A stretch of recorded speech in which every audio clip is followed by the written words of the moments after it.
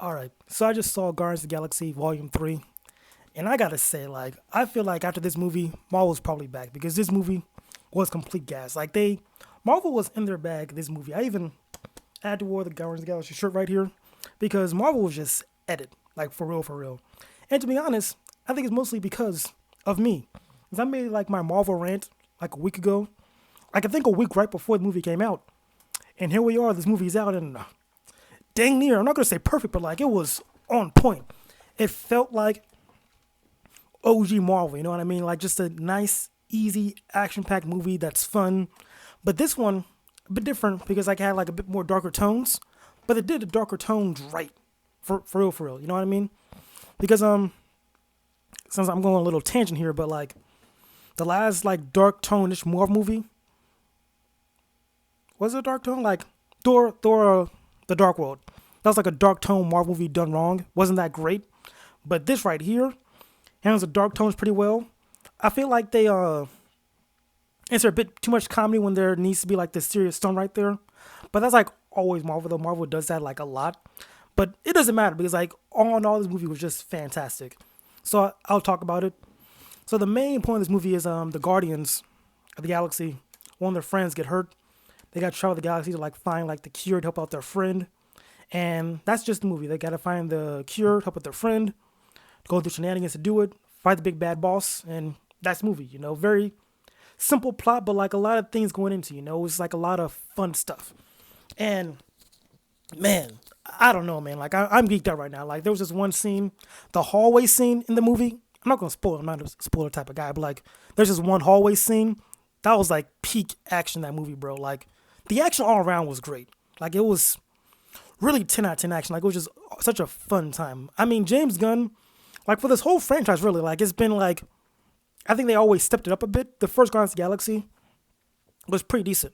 You know, I think it was a pretty solid movie for a first entry. And the second one, I believe, was better than the first one. And the third one, I think, is probably like the best one of the three.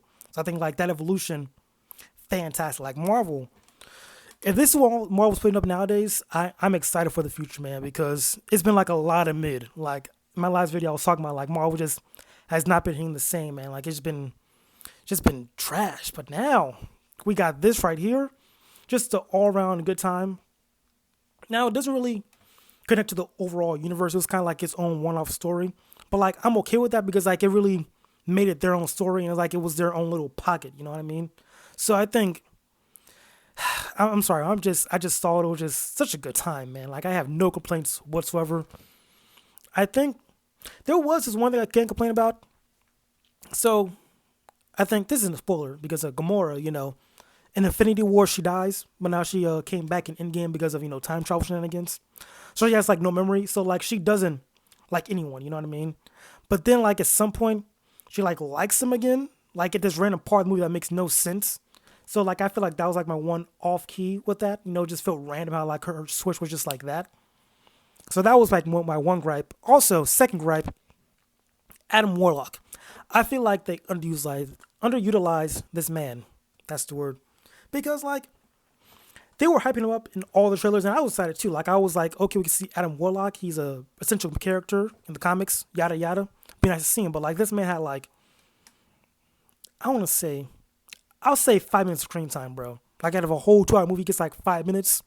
Not shenanigans because like he was in all the trailers, but only gets 5 minutes of screen time. That's no, they can't do that. Luckily, they set him up for the future, so I'm happy about that. Uh, what else I had to say? Not much, bro. Like just no complaints. Fun time. I highly recommend. I hope there's. I think the next movie after this is the Marvels. Hope the Marvels is just as fun as this movie. Just man, good job, Marvel. Sadly though, this is James Gunn's last movie in the Marvel universe. He's going to DC, which is a bummer for Marvel because like man's been putting in work. But like for DC though, that would be an absolute win because if this man is gonna put out movies like this and DC, I think DC could finally catch up to Marvel because I would like to see DC win for once. And like the way this man made this movie with the action, the storytelling, and everything, he could put DC on top for real, in my opinion, to be honest. Now, ranking this movie, I'll give it like a solid. I want a dick ride. Yeah, I'll give this like a solid 9.1, bro. Like I enjoyed this movie thoroughly. I was seeking out. It's probably because I've been like around a lot of mid recently, but like I don't know, like this just hit different. I had a fun time all the way through, like no complaints. 9.1 out of 10, and I'm staying on that. I'm staying on 10 for that one. So yeah, I think that's the end of the video, guys. Hope you enjoy. Please check out the movie, and I'll catch you guys later.